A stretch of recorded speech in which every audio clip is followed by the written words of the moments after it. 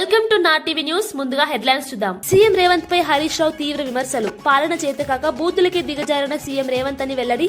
అనాథ పిల్లల ఆకలి కనిపించని సీఎం మాటలకే హీరో అని వ్యాఖ్య. హోదా మరిచిన భాషే కాంగ్రెస్ పాలన అసలు ముఖమన్న హరీష్. మాటలు కాదు పనులే పాలన అని హరీష్ రావు ఫైర్. తంతే బూరల బుట్టలో పడ్డట్లు రేవంత్ సీఎం అయిందన్న జగదీష్ రెడ్డి. గల్లీ స్థాయి లీడర్నని నిరూపించుకున్నాడని మండిపాటు. కేసీఆర్ స్థాయి కాదని గుర్తించుకోవాలంటూ వార్నింగ్. ఇతరుల చావు కోరుకోవడం అనేది రండగాళ్లు చేసే పనంటూ ఘాటు వ్యాఖ్యలు. హరీష్ వ్యాఖ్యలపై చామల కిరణ్ కౌంటర్. తిట్ల రాజకీయాలు మొదలుపెట్టింది కేసీఆర్ అన్న చామల. వ్యక్తిగత దాడులు చేస్తే కౌంటర్ తప్పదని హెచ్చరిక. అవినీతిపై అసెంబ్లీలో చర్చకు రండి అని సవాల్. మాటలు కాదు పనితీరే ప్రజల తీర్పు అంటున్న ఎంపీ.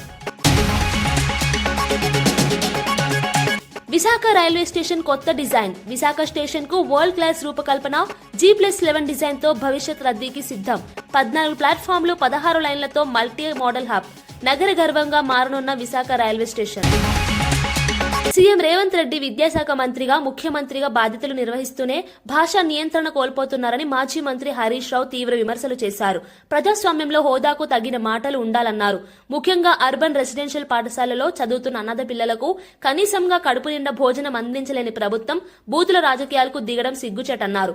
విద్యా వ్యవస్థపై దృష్టి పెట్టాల్సిన ముఖ్యమంత్రి వ్యక్తిగత విమర్శలకే పరిమితం అవుతున్నారని ఆరోపించారు. ప్రభుత్వానికి చిత్తశుద్ది ఉంటే ముందు పాఠశాలలో మౌలిక వసతులు మెరుగుపరచాలని సూచించారు. మాటలతో కాదు పనులతో పాలన చేయాలని హరీష్ రావు హితవు పలికారు. ప్రజలు అన్ని గమనిస్తున్నారని, సరైన సమయంలో తగిన తీర్పు ఇస్తారని అన్నారు. మాటలు పెద్ద పెద్దగా మాట్లాడతావు కదా, నేను చెట్టుకు కట్టేసి లాగులో తొండలు జొరగొడితే అప్పుడు అర్థమవుతుంది నీకు. ఈ అనాథ పిల్లలకు కూడా అన్నం పెట్టని రేవంత్ రెడ్డిని కొరడా దెబ్బలు కొట్టినా తక్కువే, చెట్టుకు కట్టేసి లాగులో తొండలు జొరగొట్టినా తక్కువే. నీకే మాట్లాడొస్తుందా? మాకు మాట్లాడరాదా? అజాత శత్రువు అనే పదానికి నిలువెత్తు నిదర్శనం మాజీ ప్రధాని అటల్ బిహారీ వాజ్పేయి అని మంత్రి కందుల దుర్గేష్ కొనియాడారు. అమరావతిలో ఏర్పాటు చేసిన వాజ్పేయి విగ్రహం సుపరిపాలనకు స్ఫూర్తిగా నిలుస్తుందని అన్నారు. రాజకీయాల్లో విభేదాలు ఉన్నప్పటికీ వ్యక్తిగత ద్వేషాలకు తావివ్వని గొప్ప నాయకుడు వాజ్పేయి అని గుర్తు చేశారు. దేశ సమగ్రత, ప్రజాస్వామ్య విలువలు ఆయన పాలనలో బలపడ్డాయని చెప్పారు. ప్రత్యర్థులు కూడా గౌరవించిన అరుదైన నేతగా వాజ్పేయి చరిత్రలో నిలిచారని పేర్కొన్నారు. నేటి తరం నాయకులు ఆయన జీవితం నుంచి నేర్చుకోవాల్సిన అంశాలు ఎన్నో ఉన్నాయని అన్నారు. ఈ దేశంలో ఇవాళ అనేక అభివృద్ధి కార్యక్రమాలకి ఆయన వేసినటువంటి నాంది, ఇవన్నీ కూడా ఈ దేశాన్ని ముందుకు తీసుకెళ్ళడానికి ఎంతగానో ఉపయోగపడుతున్నాయనేటువంటి మాటని మనం చేసుకోవాలి. ప్రపంచానికి ఒక దిక్సూచిగా నిలబడినటువంటి వ్యక్తి, విదేశాంగ శాఖ మంత్రిగా భారతదేశం యొక్క గొప్పదనాన్ని. పల్నాడు జిల్లా వినుకొండ పరిధిలో గంజాయి అక్రమ రవాణాను అరికట్టేందుకు పోలీసులు భారీ స్థాయిలో కార్డన్ సెల్స్ నిర్వహించారు. జిల్లా ఎస్పీ కృష్ణారావు ఆదేశాల మేరకు బొల్లాపల్లి మండలం సీతారాంపురం తండాలో ఈ తనిఖీలు చేపట్టారు. డీఎస్పీ హనుమంతరావు నేతృత్వంలో సుమారు 100 మంది పోలీస్ సిబ్బందితో విస్తృతంగా తనిఖీలు జరిపారు. ఈ ఆపరేషన్లో 32 ద్విచక్ర వాహనాలు, ఒక కారు, 4 గొడ్డళ్లు, 3 కత్తులు, కొన్ని కొడవళ్లు స్వాధీనం చేసుకున్నారు. మాదక ద్రవ్యాల నియంత్రణలో భాగంగా గ్రామీణ ప్రాంతాల్లోనూ కఠిన చర్యలు కొనసాగుతాయని పోలీసులు స్పష్టం చేశారు. యువతను మత్తు పదార్థాల నుంచి దూరంగా ఉంచడమే లక్ష్యమన్నారు. అక్రమ కార్యకలాపాలపై సమాచారం అందిస్తే కఠినంగా చర్యలు తీసుకుంటామని హెచ్చరించారు. ఈరోజు పల్నాడు జిల్లా ఎస్పీ గారి ఉత్తర్వుల మేరకు నర్సాపేట సబ్ డివిజన్ పరిధిలో సుమారు 100 మందితో కార్డన్ సెర్చ్ ఆపరేషన్ చేయడం జరిగింది. ఈ ఆపరేషన్ లో భాగంగా మొత్తం 32 రికార్డులెస్ 2 వీలర్స్, ఒక కారు, అదేవిధంగా ఒక 4 గొడ్డళ్ళు, 3 కత్తులు, పడవలు సీజ్ చేయడం జరిగింది. అయితే ఈ రికార్డు లేని వెహికల్స్ ఇప్పుడు కొంతమంది రికార్డ్స్ ఉన్నాయంటున్నారు. అన్ని వెరిఫై చేసి చూస్తాము. అయితే ఇప్పుడు యాక్చువల్ గా ఇక్కడ ఈ ఊరిని ఇంత దూరంలో సెలెక్ట్ చేసుకోవడానికి కారణం ఏంటంటే, ఈ మధ్య రీసెంట్ గా గంజాయి ఎక్కువ నడుస్తూ ఉంది. ఇట్లాంటి తాండాల నుంచి గంజాయి ఎక్కువ ఎవరో ఒకరు సప్లై చేస్తా ఉన్నారు. ఊర్లో ఎవడో ఒకడు ఉంటాడు, ఊరందరు కాదు, ఊర్లో ఒకడే ఉంటాడు. ఆ ఒక్కడు వేరే ఊర్లతో లింక్ పెట్టుకొని ఇటు మాచల దగ్గర తాండాలతోటో లేకపోతే ఇటు ఎర్రగొండపాలెం సైడ్ తాండాలతోటో లింకులు పెట్టుకొని మన ఏరియాలో సప్లై చేస్తా ఉన్నాడు. అతని కోసం రావడం జరిగింది. కానీ ఇంకా దొరకలేదు మాకు. అయితే మీకు ఈ సందర్భంగా ప్రజలందరికీ చెప్పేది ఏంటంటే, ముఖ్యంగా ఈ తాండాలోని ప్రజలందరికీ ఈ ప్రెస్ ద్వారా మా అప్పీల్ ఏంటంటే జాగ్రత్తగా ఉండాలి. ముఖ్యంగా గాంజాయి విషయంలో ఎవరు కూడా పొరపాటున మీకు దగ్గరలో అడుగు. విశాఖపట్నంలో రోడ్డు భద్రతపై వినూత్న నిర్ణయం అమల్లోకి వచ్చింది. హెల్మెట్ లేకుండా ద్విచక్ర వాహనదారులకు పెట్రోల్ అందించకూడదని పెట్రోల్ బంకుల యజమానులు కీలక నిర్ణయం తీసుకున్నారు. ఈ నిర్ణయానికి పోలీసులు కూడా పరోక్షంగా మద్దతు ఇస్తున్నారు. నగరంలో పెరుగుతున్న రోడ్డు ప్రమాదాలు, ముఖ్యంగా హెల్మెట్ లేక మృతి చెందుతున్న ఘటనలు ఆందోళన కలిగించడంతో ఈ చర్యకు ఉపక్రమించారు. చట్టపరంగా ఇప్పటికే హెల్మెట్ తప్పనిసరి అయినప్పటికీ ప్రజల్లో నిర్లక్ష్యం కొనసాగుతుండటంతో ఇప్పుడు కఠినతరం చేశారు. ఈ నిర్ణయం వల్లైనా వాహనదారుల బాధ్యత పెరుగుతుందని అధికారులు భావిస్తున్నారు. ప్రాణ భద్రతే లక్ష్యంగా తీసుకునే చర్యపై కొందరు అభ్యంతరం వ్యక్తం చేస్తున్నా ఎక్కువ మంది మాత్రం స్వాగతిస్తున్నారు.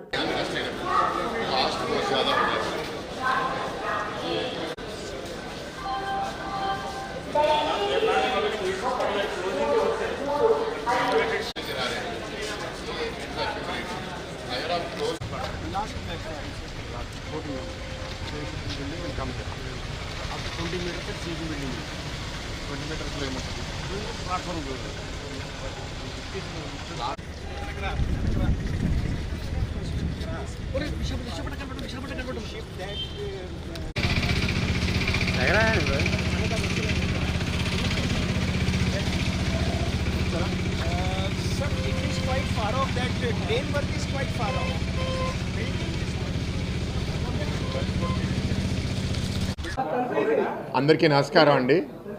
ఇవాళ విశాఖపట్నం రైల్వే స్టేషన్ అప్గ్రేడేషన్ ప్రాజెక్ట్ని రివ్యూ చేయడానికి ఇక్కడ స్థానిక ఎమ్మెల్యే వంశీ కృష్ణ గారితో రావడం జరిగింది. అండ్ రైల్వే మేనేజ్మెంట్ అంటే station director, CAO Ankush Gupta గారు, వాళ్ళ చీఫ్ ఇంజనీర్, వాళ్ళ టీం అందరితో చూసాము. గత సంవత్సరంన్నరగా చాలా దగ్గరగా మానిటర్ చేస్తున్నాము. కొంత దురదృష్టం ఏంటి అంటే, ఫస్ట్ టైము టెండర్ వేసిన తర్వాత అది కొన్ని కారణాల వల్ల క్యాన్సిల్ అయ్యి మళ్ళీ టెండర్ వేశారు. రెండోసారి వేసినప్పుడు L1గా అయిన వెండర్ని ఇంకొకరు కోర్టుకి వెళ్ళి ఆ కోర్టు ప్రాసెస్లో ఆల్మోస్ట్ ఒక 9 months వేస్ట్ అయిపోయింది. బాధాకరము, ఎందుకంటే ఇది 2 సంవత్సరాల్లో అయిపోవాల్సిన ప్రాజెక్టు. సో ఈ టైంలో ఈ 1.5 year డిలేలో ఏమైంది అంటే, కేంద్ర ప్రభుత్వం ప్రత్యేకంగా రైల్వే మినిస్ట్రీ, రైల్వే బోర్డు కొన్ని విషయాల మీద కొంత పునరాలోచన చేసి, ఎట్లాగో మనం ఇవాళ ఇంచుమించు 500 కోట్లు పెట్టి ఇక్కడ స్టేషన్ అప్గ్రేడేషన్ చేస్తున్నాం కాబట్టి, అంకుష్జీ పెట్టుబడి పెడుతున్నాం కాబట్టి ఇంకా ఎక్కువ ఇష్యూస్ని మనం ఎట్లా రిజాల్వ్ చేయగలుగుతాము అని వాళ్ళు ఒక ఆలోచన చేయడం జరిగింది. సో ఇవాళ 8 ప్లాట్ఫామ్స్ ఉన్న ఈ రైల్వే స్టేషన్ని 14 ప్లాట్ఫామ్స్కి పెంచి 16 రైల్వే లైన్లు ఇక్కడ టోటల్గా వచ్చే విధంగా ఇవాళ ఎక్స్పాన్షన్ వర్క్ జరుగుతుంది. అండ్ దీనికి ఫేజింగ్ ఏంటి అంటే, వెస్ట్ సైడు చిన్న స్టేషన్ బిల్డింగ్ ఉంది, ఇప్పుడు దాన్ని తీసేసి 14 ప్లాట్ఫామ్స్ కట్టిన తర్వాత ఒక మేజర్ వెస్ట్ స్టేషన్ బిల్డింగ్, అంటే ఇప్పుడున్న స్టేషన్ బిల్డింగ్ కన్నా పెద్ద బిల్డింగు వెస్ట్ సైడ్ వాళ్ళు కడుతున్నారు. ఇంచుమించు ఒక 350 కార్లు, 1500 బైకులకి పార్కింగ్ కడుతున్నారు. అక్కడ డ్రైన్ కూడా మార్చి, దాని దారి మార్చి వాళ్ళ service facilities, STP, water treatment కోసం జాగా కూడా వాళ్ళు అక్కడ రెడీ చేస్తున్నారు. అండ్ ఆ ఫేజ్లో అక్కడ స్టేషన్ బిల్డింగ్ పూర్తయిపోయిన తర్వాత మాజీ మంత్రి జగదీష్ రెడ్డి సీఎం రేవంత్ రెడ్డి వ్యాఖ్యలపై ఘాటైన భాషలో స్పందించారు. బూతుల రాజకీయాలకు దిగే స్థాయికి సీఎం దిగజారని విమర్శించారు. గ్రామ సర్పంచ్లే సీఎం మాటల తీరును తప్పుబట్టారని, ప్రజల్లో ఆగ్రహం పెరుగుతోందని పేర్కొన్నారు. 2 ఏళ్లుగా కేసీఆర్ ఒక్క మాట కూడా మాట్లాడలేదని, అయినా రేవంత్ ఎందుకు భయపడుతున్నారో చెప్పాలని ప్రశ్నించారు. కేసీఆర్ ప్రజల్లోకి రావడం ప్రకటిస్తే వణుగు ఎందుకని వ్యాఖ్యానించారు. ప్రజా సమస్యలపై మాట్లాడకుండా వ్యక్తిగత దూషణలకే పరిమితమవడం ప్రజాస్వామ్యానికి హానికరమన్నారు. ప్రభుత్వ వైఫల్యాల నుంచి దృష్టి మళ్లించేందుకే ఇలాంటి వ్యాఖ్యలు చేస్తున్నారని ఆరోపించారు. తప్పకుండా తోలు ఒలుస్తాం ప్రభుత్వాన్ని.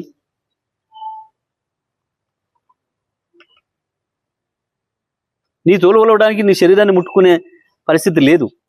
ఇదంతా గలీజ్ శరీరం అనేది. దాన్ని ముట్టుకుంటే కంపు. నీ నోరు ఆ సివరేజ్ లైన్ల కంటే కంపు. నీ మైండ్ కంపు ఎందుకు వస్తాయి ఆ మాటలు? కేవలం సమాధానం లెక్క, కేసీఆర్ వేసిన ప్రశ్నకు సమాధానం లెక్క. ఎందుకు వణుకుతున్నావు? కేసీఆర్ ప్రజలకు పోతానంటుంటే మహబూబ్నగర్లో సభ పెడతాడంట, నల్గొండ సభ పెడతాడంట, రంగారెడ్డి సభ పెడతాం, తప్పకుండా పెడతాం, ప్రతి చోట పెడతాం సభలు. పెట్టు, నీకు చేతనైతే కేసీఆర్ అడిగే ప్రశ్నకు సమాధానం చెప్పు, తెలంగాణ ప్రజలు అడిగే ప్రశ్నకు సమాధానం చెప్పు, దానికి పరిష్కారం ఏందో చూడు. ప్రజలు గెలవాలంటే అవతల వాళ్ళకంటే మంచి పనులు చేసి గెలవాలి తప్ప, అవతల వాళ్ళకంటే మంచిగా మాట్లాడి గెలవాలి తప్ప, నీ బూతులకు నీ ఎదురుగా ఉన్న సర్పంచ్లే తిట్టుకుంటూ పోయినారు. చీనీ అమ్మ ఇదేంది, సాగు కోరుకుంటాడు ఎవడన్నా? 2 ఏళ్లలో ఒక్కసారి కేసీఆర్ నీ పేరు ఎత్తుకున్నాడా ఎప్పుడన్నా? లేని కేసీఆర్, లేని కేసీఆర్ గురించి బూతులు ఎందుకు మాట్లాడుతున్నావు?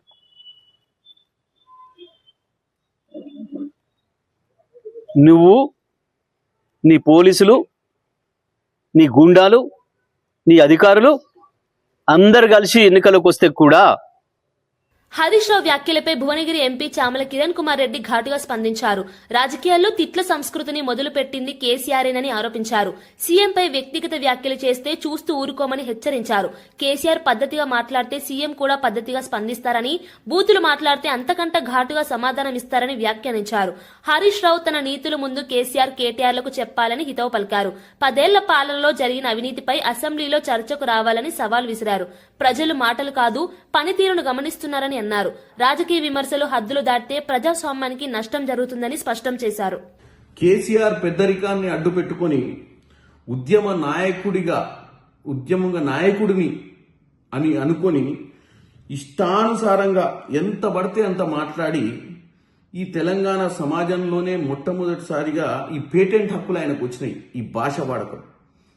ఎందుకంటే ఉద్యమం సమయంలో ఏది మాట్లాడినా చెల్తది, ప్రజల కోసము నీళ్లు నిధులు నియామకాల కోసం మాట్లాడతా అని చెప్పి ఇష్టానుసారంగా ఈ రాష్ట్రంలో గతంలో ఉన్నటువంటి రాజకీయ నాయకులకు భిన్నంగా ఈ తిట్ల పురాణం మొదలుపెట్టిందే మీ మామ కేసీఆర్. ఇవాళ కేసీఆర్ రాజకీయంగా మాట్లాడితే మా ముఖ్యమంత్రి రేవంత్ రెడ్డి గారు కూడా రాజకీయంగా మాట్లాడతారు. మీరు తిట్ల పురాణం ఎత్తుకుంటే అంతకంటే ఎక్కువ తిట్లు కూడా తిట్టగలుగుతారు. కేసీఆర్ గారు రాక 2 సంవత్సరాల తర్వాత వచ్చి తోలు తీస్తాం గీలు తీస్తామంటే మొదలుపెట్టింది ఎవరు? ఒక ముఖ్యమంత్రి స్థాయిలో ఉన్న వ్యక్తిని తోలు తీస్తామని చెప్పి ఒక 10 ఏళ్ళు ముఖ్యమంత్రి ఉన్న పెద్ద మనిషి మాట్లాడితే దాన్ని ఖండించక, దానికి సమాధానం చెప్పక, మర్యాద అయినటువంటి భాషలో మీకు సమాధానం చెప్పే పరిస్థితి ఉంటుందా చెప్పండి హరీష్ రావు గారు? మీరు కూడా ఈరోజు మాట్లాడుతూ ఓ పక్కన చెట్టు కట్టేయాలి, లాగులు ఉడబీకాలే అని ఒక ముఖ్యమంత్రి స్థాయి వ్యక్తిని పట్టుకొని మాట్లాడుకుంటూ మళ్ళీ పక్క నుంచి మీరు వేదాంతాలు పాండిత్యం చెప్పాలి అన్నట్టు మాట్లాడుతారు. ఇక పోతే మీ బామ్మర్ది కేటీఆర్ గారు చిన్న లేదు పెద్ద లేదు, అది ఐటీ అయినా ఇరిగేషన్ అయినా నాకంటే ఎక్కువ నీకు తెలియదు, నేనే బ్రహ్మాండమైన వ్యక్తిని అని చెప్పి ఇష్టానుసారంగా మాట్లాడితే సమాధానం చెప్పక ఏం చెప్తారు హరీష్ రావు గారు? సో హరీష్ రావు గారు ముందు నీతులు చెప్పాలనుకుంటే మీ ఇంట్లో మీ నాయకులకు చెప్పండి. మీరు పద్ధతిగా ఉంటే ఈరోజు ఒక బాధ్యత గల ముఖ్యమంత్రిగా రేవంత్ రెడ్డి గారు కూడా మీకు పద్ధతిగా సమాధానం చెప్తారు. అసెంబ్లీకి రమ్మని చెప్పండి కేసీఆర్ గారిని, పద్ధతిగా మాట్లాడుకోండి. నీళ్లు నిజాలు ఈరోజు గత 10 సంవత్సరాల మీ పాలనలో జరిగినటువంటి పరిస్థితి, అది అవకతవకలా, దండుకొని పోయిర్రా లేదా అని తెలంగాణ ప్రజల ముందు మీరు తేట తెల్లంగా ఒక మంచి భాషా రూపంలో చెప్పండి. మేము కూడా మాకున్నటువంటి భాష, మాకున్నటువంటి పరిజ్ఞానంతో వాస్తవాలు తెలంగాణ ప్రజల ముందు పెడతాం. అంతే తప్ప మీ ఇష్టానుసారంగా మాట్లాడితే డెఫినెట్ గా దంతకంతకు సమాధానం రేవంత్ రెడ్డి గారు చెప్తారు. రేవంత్ రెడ్డి గారు నిన్న ఛాలెంజ్ చేసిండు, గతంలో కూడా చేసిండు ఛాలెంజ్. 23 ఎన్నికలలో మిమ్మల్ని ఇంటికి పంపించిండు. నిన్న కొడంగల్లో చెప్పినట్టుగా 2029లో జరగబోయే రిజల్ట్ గురించి కూడా ఆయన ముందే చెప్పారు. కాబట్టి మీరు ముందు మారండి, మంచి ప్రతిపక్ష నాయకులుగా ప్రజల ముందు మంచి పేరు తెచ్చుకోండి. మేము కూడా ఒక ప్రజాపాలన అందిస్తూ తెలంగాణ రైజింగ్ సమిట్ అనే ఆ దిశగా ముందుకు మాజీ ప్రధాని అటల్ బిహారీ వాజ్పేయి జయంతిని సుపరిపాలన దినోత్సవంగా జరుపుకోవడం ఆనందంగా ఉందని బీజేపీ రాష్ట్ర అధ్యక్షుడు రామచంద్రరావు తెలిపారు. వాజ్పేయి రాజకీయాల్లో విలువలు, సంయమనం, సమన్వయానికి ప్రతీకగా నిలిచారని కొనియాడారు. విభిన్న భావజాలాల మధ్య సమతుల్యత సాధించిన గొప్ప నాయకుడని పేర్కొన్నారు. ఆయన పాలన ప్రజల విశ్వాసాన్ని సంపాదించిందన్నారు. నేటి రాజకీయ నాయకులు వాజ్పేయి జీవితం నుంచి స్ఫూర్తి పొందాలని సూచించారు. సుపరిపాలన అంటే మాటల్లో కాదు, చేతల్లో కనిపించాలన్నది వాజ్పేయి బోధనగా గుర్తు చేశారు.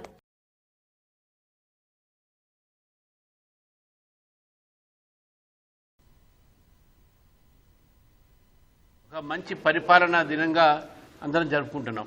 ఈ యొక్క పరిపాలనా దినం సందర్భంగా అటల్ బిహారీ వాజ్పేయి గారు ఆనాడు ఈ దేశంలో తీసుకొచ్చిన మార్పులు మనందరం కూడా స్మరించాల్సిన అవసరం ఉన్నది. మొబైల్ ఫోన్స్ దగ్గర నుంచి ఇంటికి గ్యాస్ వచ్చేదాకా, అందులో గ్రామీణ ప్రాంతంలో రోడ్లు అయితే ఏంది, నేషనల్ హైవేస్ అయితే ఏంది, ఇవన్నీ కూడా అటల్ బిహారీ వాజ్పేయి గారి యొక్క ప్రభుత్వంలో జరిగినటువంటి అభివృద్ధి కార్యక్రమాలు. తెలంగాణ రాజకీయాల్లో విలువలు, భాషలకు ఒక హద్దు బత్తు లేకుండా అయిపోయింది. ఒకేపు పార్టీ ఫిరాయింపుదారులు విలువల్ని తగ్గిస్తూ ఉంటే రాజకీయాల్లో, మరోవైపు రాజకీయ నాయకులు, ముఖ్యమంత్రితో సహా, అపోజిషన్ లీడర్తో సహా వారు వాడే భాష ఏదైతే ఉందో ఇది తెలంగాణ ప్రజల్ని అవమానపరిచేటటువంటి ఒక విషయాన్ని మనం గుర్తుంచుకోవాలి. మాజీ ప్రధాని అటల్ బిహారీ వాజ్పేయి దేశానికి సుపరిపాలన అందించిన ఆదర్శ నాయకుడని ఎంపీ పురంధేశ్వరి అన్నారు.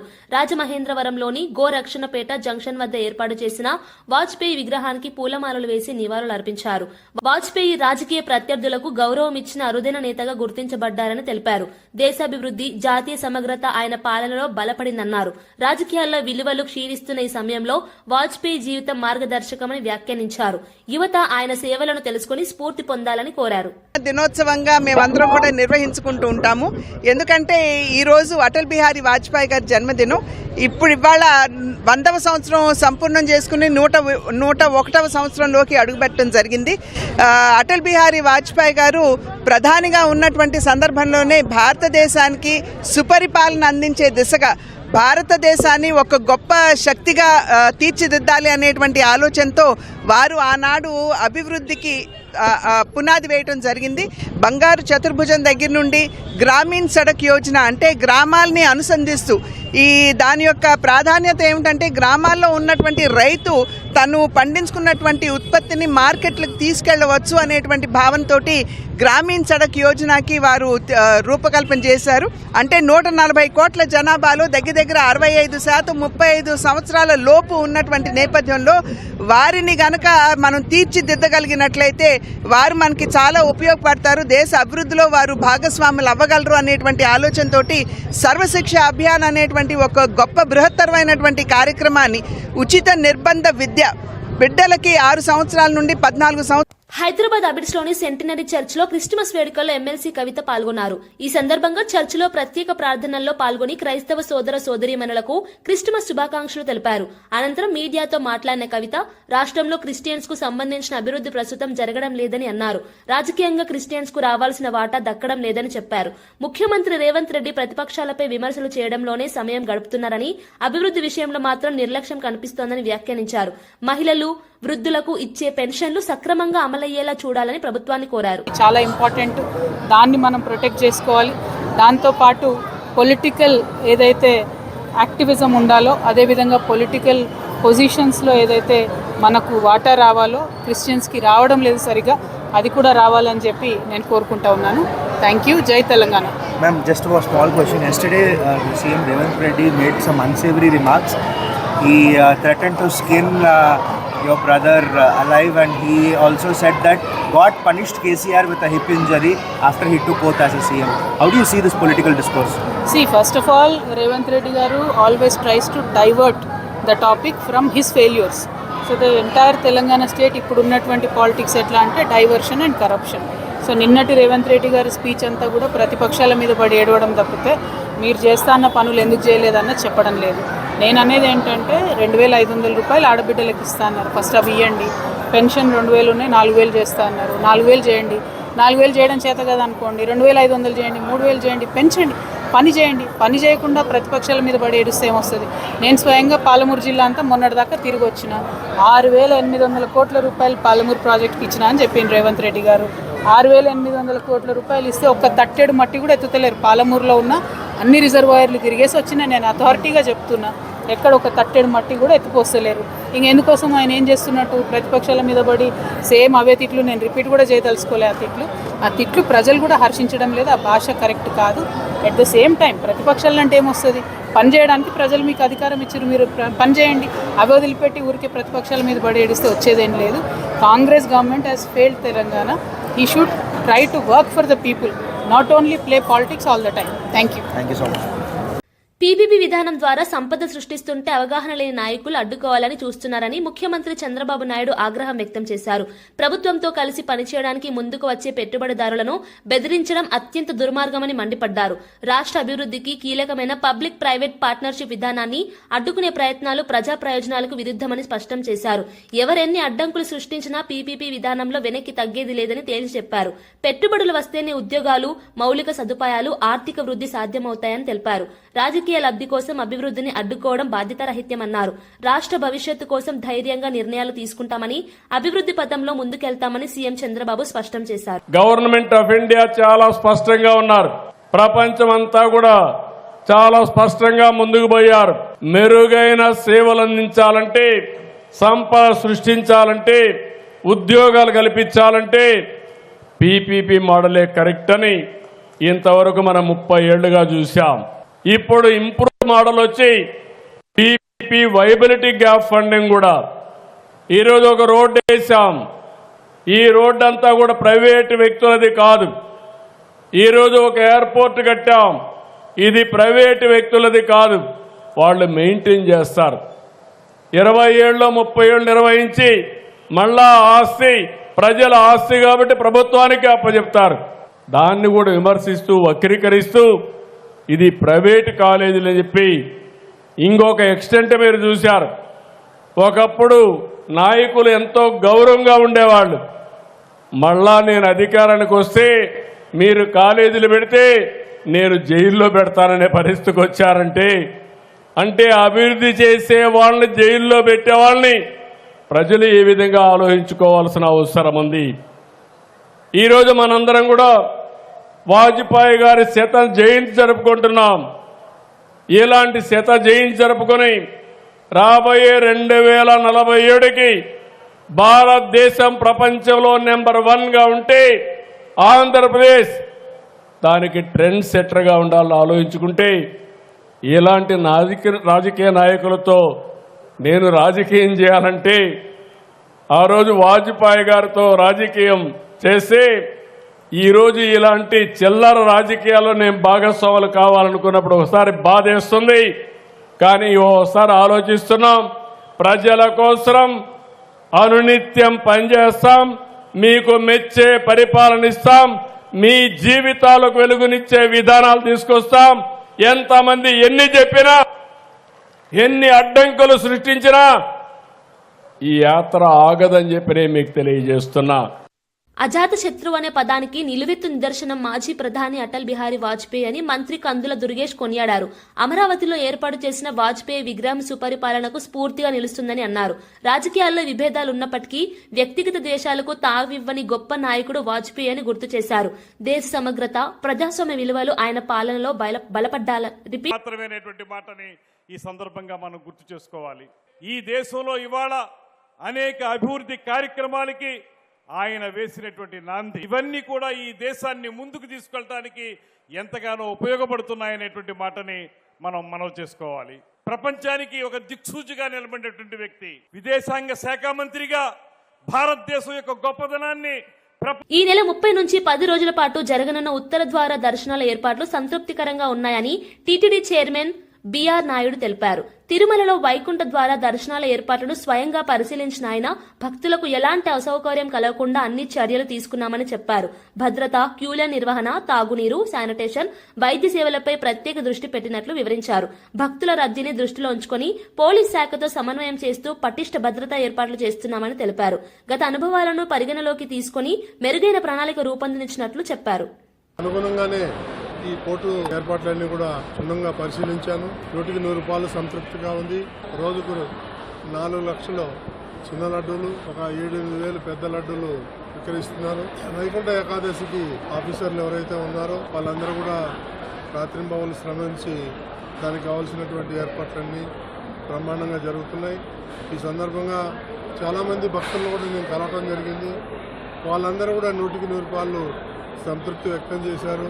రాబోయే రోజుల్లో ఎక్కువ లడ్డూలు తయారు చేసేదానికి తగిన చర్యలు తీసుకుంటున్నామని చెప్పి యావత్ భక్తులందరికీ కూడా విజ్ఞప్తి చేస్తున్నాం. వార్తలు ముగించే ముందు ముఖ్యాంశాలు మరోసారి. సీఎం రేవంత్ పై హరీష్ రావు తీవ్ర విమర్శలు. పాలన చేతకాక బూతులకే దిగజారిన సీఎం రేవంత్ అని వెల్లడి. అనాథ పిల్లల ఆకలి కనిపించని సీఎం మాటలకే హీరో అని వ్యాఖ్య. హోదా మరిచిన భాషే కాంగ్రెస్ పాలన అసలు ముఖమన్న హరీష్. మాటలు కాదు పనులే పాలన అని హరీష్ రావు ఫైర్. తంతే బూరెల బుట్టలో పడ్డట్లు రేవంత్ సీఎం అయిందన్న జగదీష్ రెడ్డి. గల్లీ స్థాయి లీడర్నని నిరూపించుకున్నాడని మండిపాటు.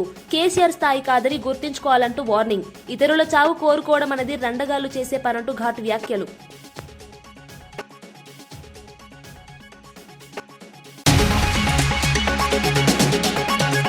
హరీష్ వ్యాఖ్యలపై చామల కిరణ్ కౌంటర్. తిట్ల రాజకీయాలు మొదలుపెట్టింది కేసీఆర్ అన్న చామల. వ్యక్తిగత దాడులు చేస్తే కౌంటర్ తప్పదని హెచ్చరిక. అవినీతిపై అసెంబ్లీలో చర్చకు రండి అని సవాల్.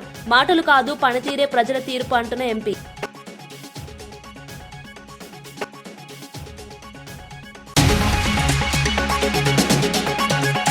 విశాఖ రైల్వే స్టేషన్ కొత్త డిజైన్. విశాఖ స్టేషన్ కు వరల్డ్ క్లాస్ రూపకల్పన. G+11 డిజైన్ తో భవిష్యత్ రద్దీకి సిద్ధం. 14 ప్లాట్ఫామ్లు, 16 లైన్లతో మల్టీ మోడల్ హబ్. నగర గర్వంగా మారనున్న విశాఖ రైల్వే స్టేషన్. ఇవి ఈనాటి వార్తా విశేషాలు. మరో బులెటిన్లో మళ్ళీ కలుద్దాం. నమస్కారం.